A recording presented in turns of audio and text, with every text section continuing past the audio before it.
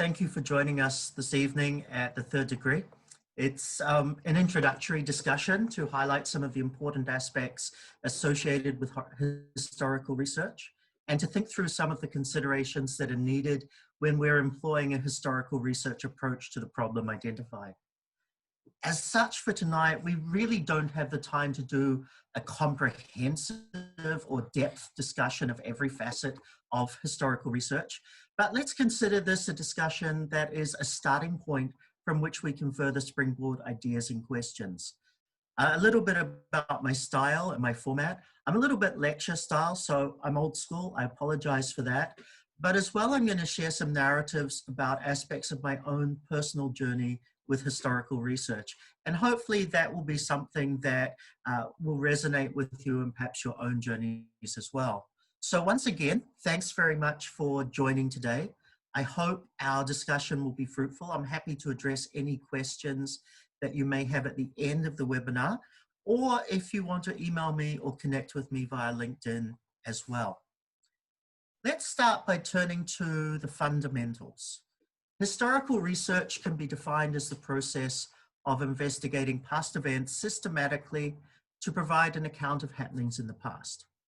It is not simply the accumulation of dates and facts or even just a description of the past happenings, but it is actually a flowing and dynamic explanation or description of past events which include an interpretation of these events in an effort to both recapture implications, personalities, and ideas that have influenced the events themselves. Berg stresses that it is crucial to distinguish nostalgia from historical research, since the former is the retelling of comfortable past pleasantries, events or situations that lack research vigor, while the later attempts to methodically capture the complex nuances, people, meanings, events, and even the ideas of the past that have impacted and shaped the present. The purpose of historical research is to try and explain history in any area of human activities, subjects, or events by means of scientific processes. The important aims for conducting historical research are as follows. 1, to reveal or uncover the unknown. 2, to answer questions which have yet to be answered. 3, to search and identify the relationship of past happenings and their links with the present. 4, to record and assess past activities and achievements of individuals, agencies, and institutions. And 5, to assist in the understanding of human culture. My personal perspective on this is taking elements 3 and 5 as being the priority. According to Moore, Monahan, and Hartman from 1997, the most time-honored justification for doing historical research is the old phrase, people learn from the past. And that's something I think society as a whole needs a lot more of today.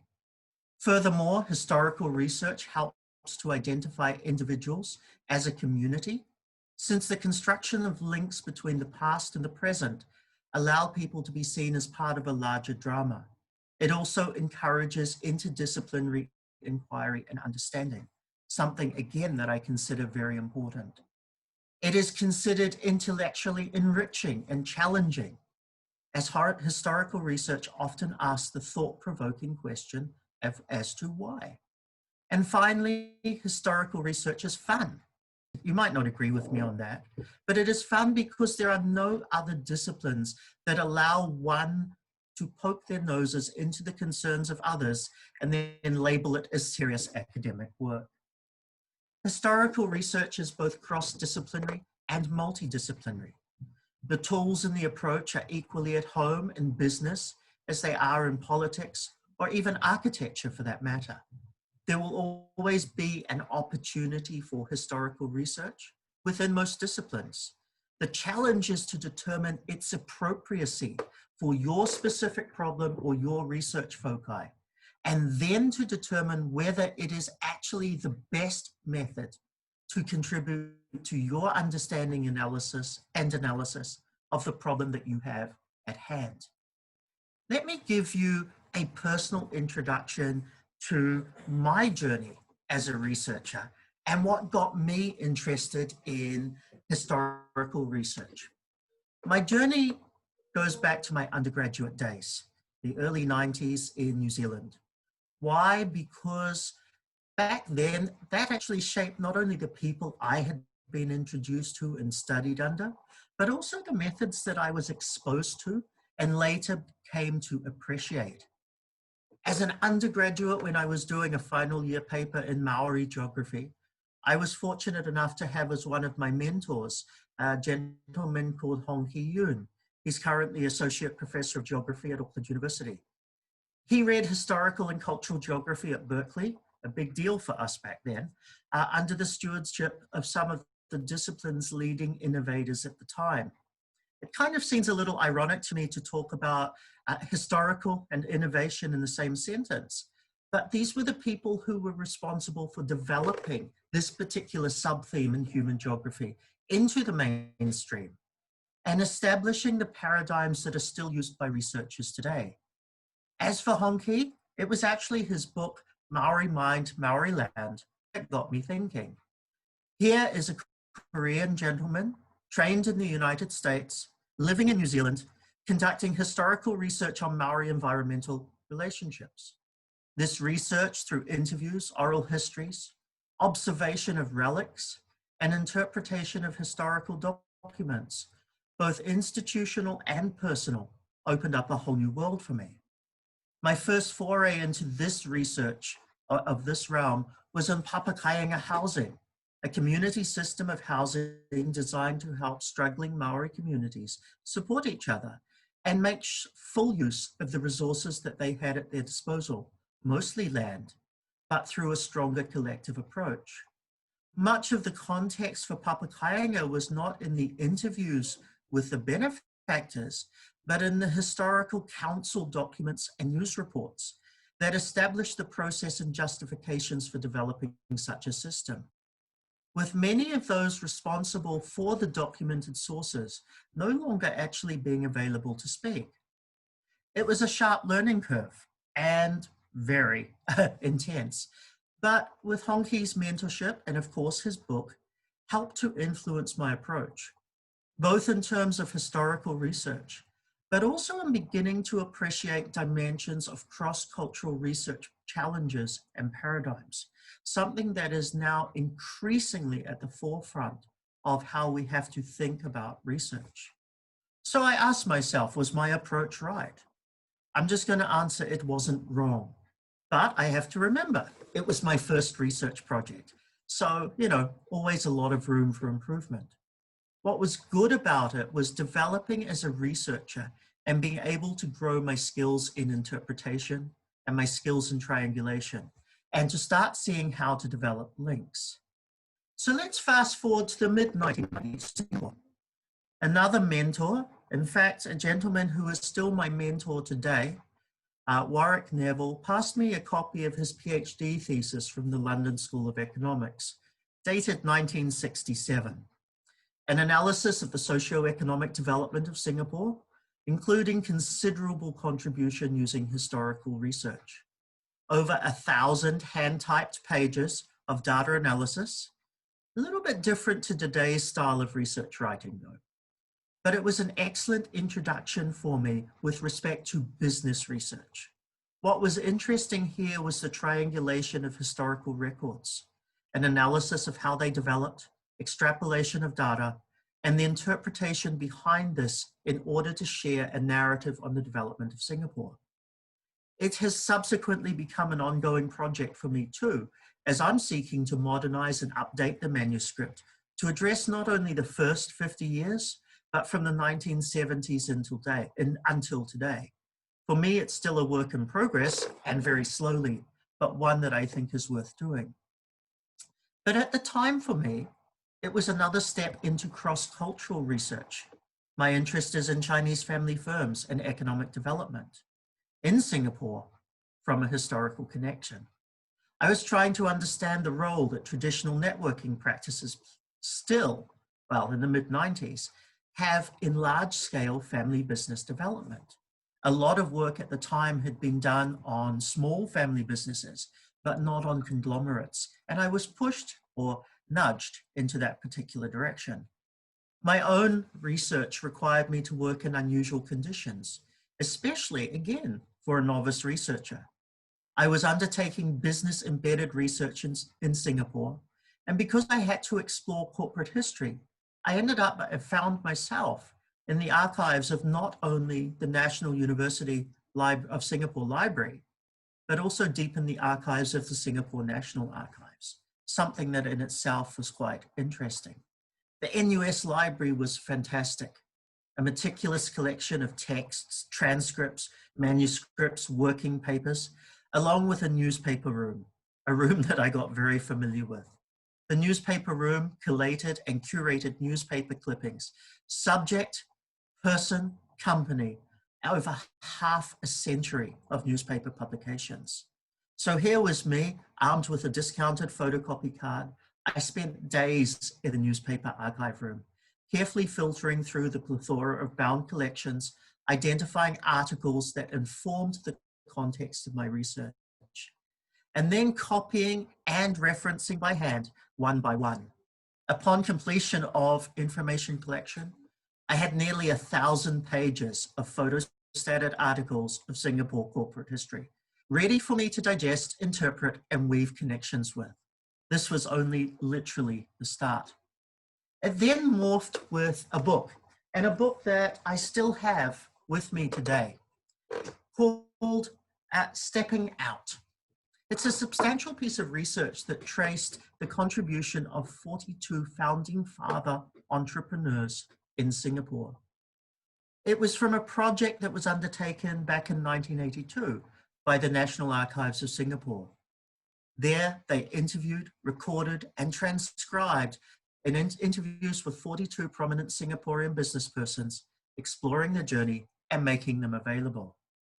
For me, the Singapore National Archives was a whole new world. Not only was it a beautiful facility, but it had this extensive collection of manuscripts and transcribed oral histories relating to not only the socio-economic transformation of Singapore, but anything to do with Singapore itself. It was here in these oral history transcripts that I found what I needed. Historical interviews with the patriarch of the Kwek family, from which the Hong Long corporate empire was growing. All of these 42 interviews were extensive, and to be honest, they were exhaustive. And moreover, many were not even in English. Lucky me. The full interview process, several days in total of interview with these founding generations, were mostly recorded in written Chinese, something that I had not had any experience of. So challenge number one as a researcher was to identify which of these documents would even inform my research. Challenge number two being obtaining a reliable translation to work with. So as I put it, the cavalry entered, a young library staff member who was generous enough with her time to listen to me explain my research and the type of information I sought, and then to step me through the umpteen pages of transcribed oral history, translating the gist of the content so that I could determine which pages I'd like to photocopy. In the end, I had about 100 pages of Chinese writing copied, ready to take back and get a reliable translation with. Then came the need to synthesize, sort, and extrapolate data. The result became, for me, a rather complicated multi-page table of relationships between business. Then the hard work started, understanding or thinking through the meaning of this all. All up, I think it was a very good introduction, deep end style into the basics of historical research. It wasn't the full experience by far, but certainly an exploration into unknown depths at the time. And interestingly enough, back in the mid-90s, historical research in business was not actually a common theme. Today, surprisingly, all of the archives are online, allowing for enhanced access. Back then, the internet, at least as a tool for us academics, was still very new, and everything was done manually. And now to the third story in my journey, a little bit different, but the globalization of cinema, 1955 to 1995. I've been working at Auckland University since the very early 90s. And a slight pivot in my role at the university saw me as a research assistant to my supervisor for a very specific project, completely unrelated to anything I was doing, but something he wanted my contribution to. This project, the Globalization of Movies, 1955 to 1995. My task was to extract information on cities and places represented in major movies in the 50s, the 70s, and 90s, and to draw links between the places represented and a possible globalization trend within box office movie making. How did I do that, you may ask? Well, very good question. Good old-fashioned microfiche. Hopefully you guys have seen some of these machines, but it was literally slides and slides and slides of micro-recorded data that I had to sift through. The machines read miniaturized camera film captures of documents.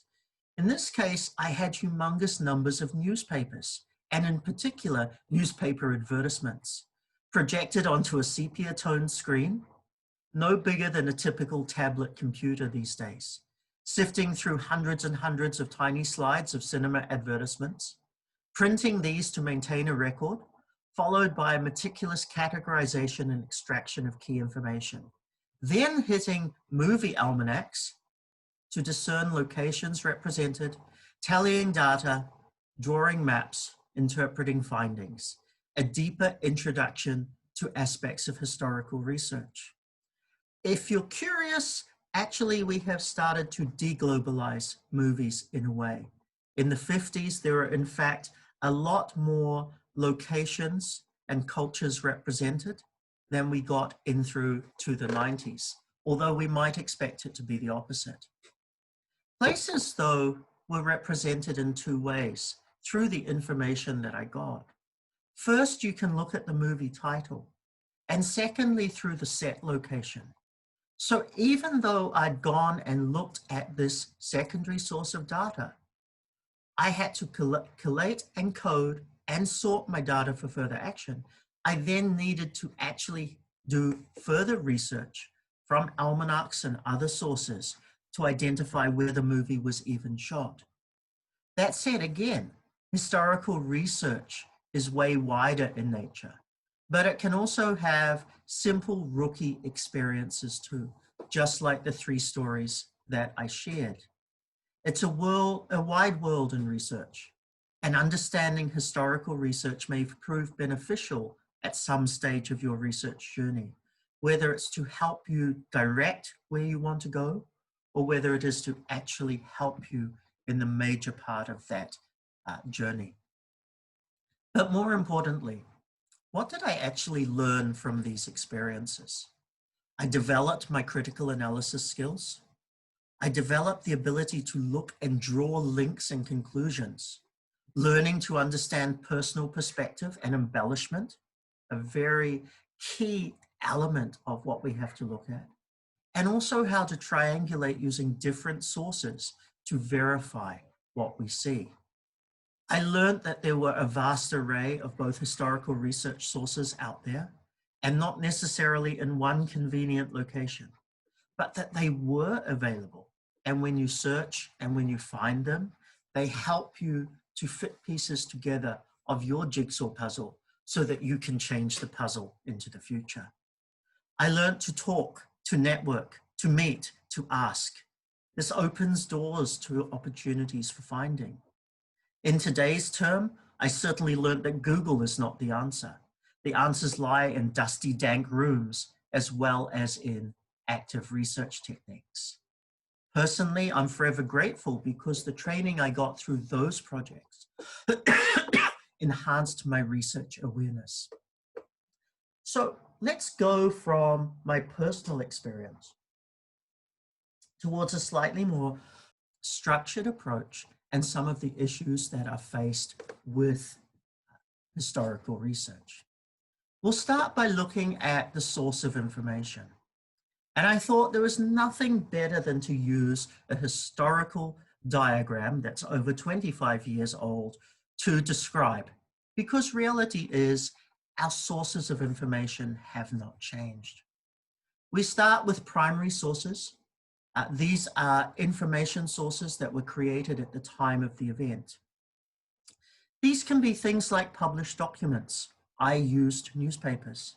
They can be unpublished documents. These are things like working papers out of universities. They may be records that have resulted from city council or administrative outcomes. We have oral records, such as recordings, like with the Hong Leong situation and understanding Chinese business in Singapore. And then we also have visual and physical artifacts, objects that actually help us to be able to see. So we might be interpreting a physical object and looking at its contribution rather than reading about it. Historical researchers use census data. Warwick's book and his research from 1967 used census data from the 1800s through to 1950. And what was challenging about that particular data was the way in which the census was conducted every 5 to 10 years, and it wasn't even back then, actually meant that the categories used changed census to census.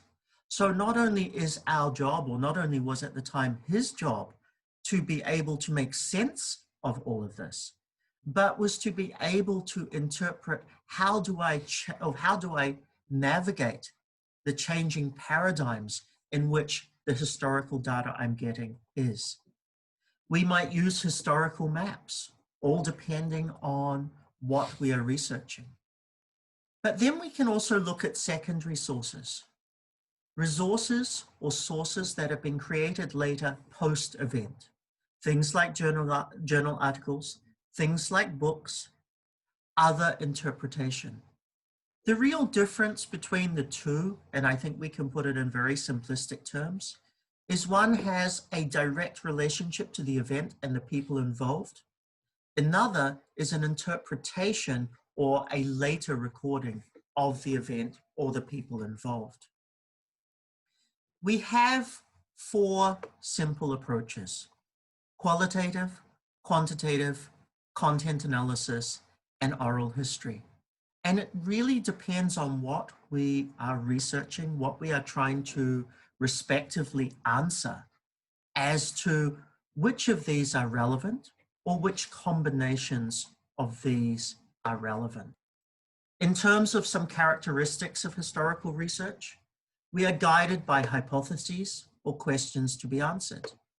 We have a systematic collection of data, an objective evaluation of data, and I'll talk about that one shortly. We are limited to available data. When we're doing contemporary research, we can go out there, we can find information, we can conduct interviews, we can conduct surveys, we can expand on what we've got. But in many cases with historical research, we are simply limited to what is there because the people who were part of the events may not be available to us now. We have an explanation, not just a rehashing, explaining that something has happened. And this was my comment before about nostalgia as well. We may investigate individuals, ideas, movements, institutions, cultural circumstances, and ultimately we employ the scientific method. Now let's be realistic. This is not significantly different to any other type of research, but the fact that we have limited data is what makes it the more challenging aspect. So let's look at the steps in historical research. We define the problem, we formulate our hypothesis or our questions, we collect data from primary or secondary. And here comes what we've got to start doing with this particular data. If we look at external criticism, we're looking at authenticity. Was the person really present? Is this a real document from that time period? What we're doing here is we're wanting to make sure that the source of data that we have got actually represents what happened. We need to understand what is the position of the author of the different documents in relation to the event or to the person that is being researched. So when we ask, was the person really present? We're trying to understand whether they were an observer of that moment, or were they a post-event commentator on something that they heard about from someone else. That's very important because that gives us either a direct relationship to the research, or it gives us an indirect relationship, which means the opinion or the bias that may be in it may actually be somewhat different. Is it a real document from that time period? I think that becomes also very important because it's very easy to replicate and fake new documentation. And it is not unheard of in the academic world for researchers to do that.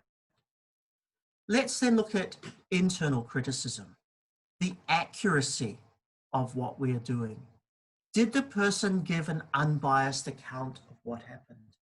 Now, this is very challenging, but here we look at the choice of words that have been used, the expressions given, to see whether we can detect any sort of emotion or attack, perhaps, as to what was there.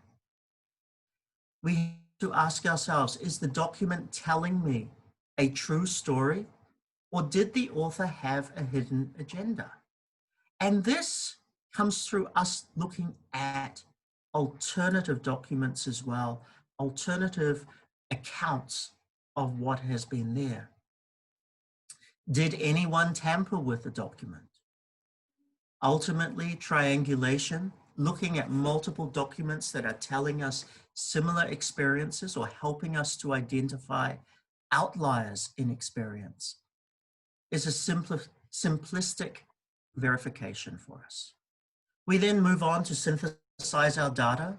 We have conclusions, we have generalizations, we have explanation or new hypotheses, and then to report our findings and our conclusion. The processes have some similarity, but it simply comes down to us looking at what we have, be it documents, be it relics, be it recordings, and challenging not only the authenticity, but the appropriacy of these as well. There are some very significant limitations or problems that we have with historical research. Our generalizations may not be feasible. There may be too many uncontrollable factors in what happens. If I look at the globalization of cinema research, the real uncontrollable factors are the fact that the movie industry wasn't only the UK or the US at the time. So in actual fact, as movies from other parts of Europe, as movies slowly filtered in from Australia and from Asia, that actually became uncontrollable factors for us to determine how accurate our research or our analysis of that research was going to be. We might have a situation where key individuals wield too much influence.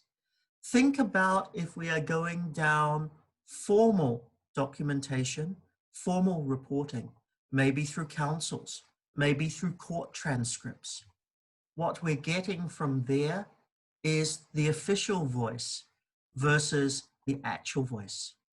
And we have a situation where situations aren't going to repeat themselves. So it's very difficult to fully understand to what extent something really did happen and how it worked. Our historical documents may not be reliable.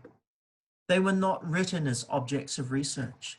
Let's assume that we are going to take some documentation. These may be diaries.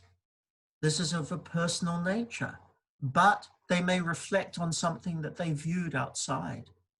That in itself doesn't have our question at heart, which means the depth or the level of integrity of what is being written or recorded may not actually match with what we hope for. There may be no objectivity.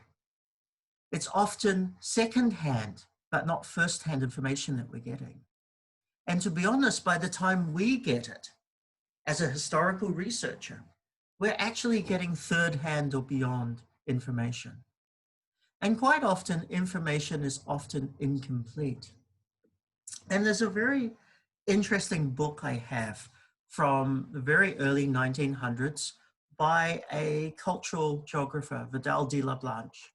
And this is a book that was published posthumously, and it literally took notes from his office, was bound together as a book and published because people at the time, researchers at the time, felt that his contribution, even after his death, was too valuable not to lose. The problem is we have half sentences, we have missing chunks, and it's very difficult to actually get a full picture on some of his thoughts. Now, as we go to use these type of resources, we are trying to interpret what to do with the gaps, as well as trying to see how we triangulate or verify it against others. History in itself is not verifiable by observation or experimentation. The only difference now with technology is more things are recordable, which means we have, at least in the last 10 to 20 years, stronger opportunities to get playback moments. Significant variables cannot be manipulated, so we can't determine whether or not things would be different if something had have changed. So if we had taken out a key component, would that have changed the results that we have today? We can't do that. We have a lack of direct observation and a lack of control of such variables. And uniqueness cannot be replicated. It's simply a moment in time that we are trying to work with. Let's take a look at elements of historical research practice and how we might think about going through these. So there are four main elements: reportage, explanation, understanding, and evaluation. Reportage is simply source criticism, triangulation, and periodization. We're effectively taking information that we have and evaluating whether or not that information is relatively acceptable, robust, and credible for us at the moment. Explanation for us, comes down, oh, my diagram has gone a little bit funny, I apologize for that, sorry. Explanation comes down to periodization. Are we contextualizing something that we don't agree with today, but was the case then? Are we looking at certain frameworks that directed us or directed the actors involved at the time into the behavior or the outcomes that happened? We're also looking at narrative construction. We're telling their story. We're interpreting what they did. We're telling their story, but actually doesn't 100% make us right. From an understanding perspective, we have hermeneutics, critical hermeneutics, and Foucauldian analysis. Hermeneutics is the theory and methodology of interpretation, especially the interpretation originally of biblical texts, wisdom literature, and philosophical texts. It's more than just interpretive principles and methods used when our immediate comprehension fails, but it includes the art of understanding and communication. Modern hermeneutics includes both verbal and nonverbal communication, as well as semiotics, presuppositions, pre-understandings. It's been broadly applied in the humanities, especially in law, history, and theology. Critical hermeneutics has to explain how cultural messages show and hide. How the ambiguity of meaning always allows for a group to represent itself while opening the door for distortion and domination. Secondly, critical hermeneutics ought to show how action can be best understood as opposing performances driven by ideological moral views. Through an analysis of social movements, for example, it's shown that any attempt to do justice could also and easily create exclusion. Thirdly, critical hermeneutics has to clarify how tension and dualism within meaning and action are not to be disassociated from the self-interpretation of concrete individuals. A theory of experience is thus required in order to explain why the autonomy of the subject is finally at stake with regard to the problem of ideology. As we look deeper and deeper, we understand that there are greater levels of analysis beyond simply thinking about what it means, but taking away perhaps layers of the onion, trying to understand what goes through. We have Foucauldian analysis. So besides focusing on the meaning of any given discourse, the distinguishing characteristics of this approach stresses on power relationships. These are expressed through language and behavior and the relationship between language and power. We can look at evaluation, theory, understanding, and back to power again. It depends on what you are researching, how you are involved in this research, and how much this is contributing to your overall understanding as to the level of depth. When I do business research, I'm definitely not looking at Foucauldian analysis as a contributing factor or contributing element to my research because I don't have to go that deep. But if I'm looking at race relationships, or I'm looking at political ideology and changes and how that affects community, of course, this becomes something that is important for me to consider. I want to move on to what I call the researcher, the research, and the researched. And this is really the nature of historical cognition. We need a deeper analysis sometimes to help us understand the understanding of what we accept as or believe as knowledge. This is simply about the relationship between us as the researcher, the research that we do and where it is, and those being researched. If we were to conduct surveys or interviews with individuals, we have some form of power relationship, but also some form of influence over what happens. And as such, we have to analyze what is our role and what is our position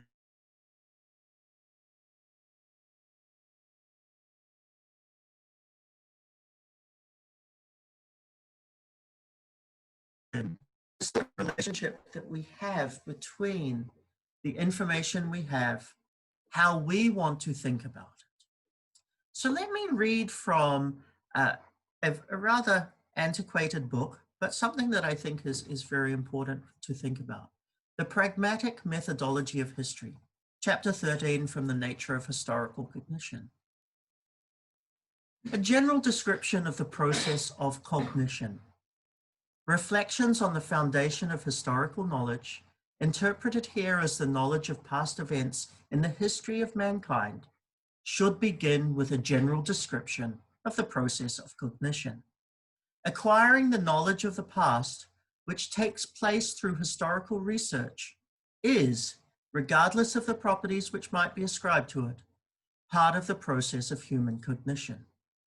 Cognition can be approached from 2 points, either as the process in which the subject of cognition, or the knowing subject, acquires information in the object of cognition, or as the result of that process. In the later case, the process of cognition becomes knowledge.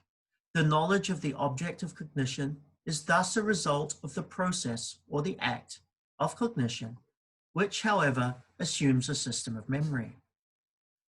The object of cognition is treated either as existing independently of the knowing subject and outside that subject, that is, as it is often said, and existing objectively, or as a product of the mind of the knowing subject. The former opinion is upheld by materialism, which accepts the material world as the object of cognition, and objective idealism, which assumes the spiritual nature of the object of cognition, but accepts the existence of the latter as independent of the knowing subject, the latter being upheld by subjective idealism. The controversy is in the sphere of ontology, and its sense forms as if it were a bridge between ontology and epistemology. The nature of the relationship between the process of cognition and knowledge belongs strictly in the sphere of epistemology. Two basic situations are possible. We first have some a priori knowledge, which is independent of experience, and a properly structured mind, and the process of cognition starts from that base. Once it has started, the feedback between cognition and knowledge begins to operate. It is experience which serves as the starting point. It gives us knowledge which in turn becomes more or less indispensable of the further processes of cognition. The former case is assumed by a priorism and the later by epistemological empiricism, which usually appears together with sensualism. Epistemological empiricism has two versions: positive, which treats the knowing subject as merely a passive receiver, and dialectical, which assumes an active role of the knowing subject in the process of cognition and their growing knowledge of the subject of cognition. Now, yes, in a way that's probably deeper than I really wanted to go for an introduction to historical research. But what I want to get to the point with reading that particular passage is for us to understand what is our relationship in our mind to the information and to the data sources that we're getting. Do we have preconceived notions that we are influencing our interpretation of what we are receiving? Or do we have a clean slate from which we start that enables the information that we receive to influence us? So it still comes down to our relationship to the research that we're using, our relationship to the process, and our relationship to the historical data that we've got. Finding the answer to that is not easy, and it's certainly not something that we can discuss probably tonight. But for some researchers, it is about finding what that stance is and finding those relationships and determining whether or not it actually has an influence over the research that we are doing. I just want to move on to one further area of interest. And I found this one is actually quite interesting. I did a lot of my historical research in the days before the internet became easy to use, but I also did it in the days before data analysis became automated. You know, if we look at particular software that's available for us today, software such as NVivo, it helps us to take both contemporary and historical data and process that much faster. So I just want to briefly touch on, but not spend too long on, the context, the concepts, and the need for some reflection if we look at digital historical research. I'm certainly no expert on this because, as I said, my interest has been in doing things more the old-fashioned way. But I have found some very interesting resources. One such resource that I want to share is Parisma and Robbins from 2013, an article on digital historical research that provided really an excellent overview to our relevant issues and made a good starting point. To put it simplistically, probably as much for my sake as well as others, technology allows data processing of historical resources at a far greater speed than we as researchers ever could achieve. The digitization of data has meant that historical research can now be done using base technology as well as more advanced artificial intelligence, allowing machine learning to help us. But here, the dilemma is in terms of how this either contributes to or detracts from the same experience. Allowing technology to process data and information far faster than what our abilities might do actually distances us from the research itself. Thus, our positionality, what I talked about just previously, our positionality in relationship to the research also changes. I don't really want to go deeper on this, not today anyway, but would encourage you to look at the resource and to appreciate the research practicality and ethics issues that technology brings to us, or challenges us with when we're conducting historical research. I'd like to go on to a flip side, and I'm not sure where you guys all are from because I know that we promoted this webinar outside of Malaysia, but I'm based in Malaysia, and we have one of the members of the royal family in Malaysia is a very well-respected historical researcher. And it was very interesting to see just last week, I believe, in Malaysia's The Star, the main newspaper here, a call for an awareness for the need to not only maintain, but to develop and treasure our archives. And it was an interesting timing for this because often we look at the fact that today we have a lot of digital archives, but we're not really collecting the physical archives that may have been done from some of the research that we may be looking at. So looking into the future, what we want to make sure is that we still maintain very well-resourced archives that are collecting relevant information to be of benefit to future researchers, and to make sure that we continue with initiatives to create oral histories and other associated things. If we fail in this, the future of historical research will dwindle, but it will also mean it's harder for future generations to interpret the things that we are doing today. I really wanted this evening to simply give a bit of an introduction and a story about how one uses historical research.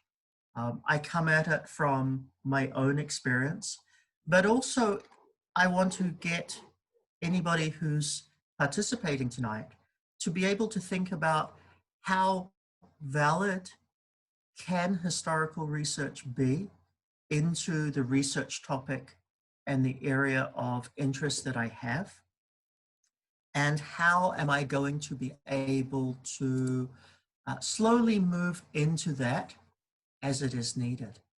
I think I'll just make a couple of comments. Historical research can be both simple and complex. There are a lot of analysis, philosophical questions that we can go into, as well as the very simplistic approach to simply getting good quality hard data from the past that then we use to make interpretations of.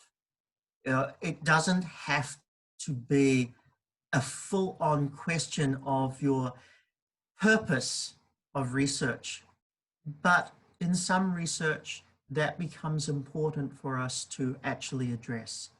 It all depends on your discipline, what you're trying to focus on through your research, and how you want to progress with that.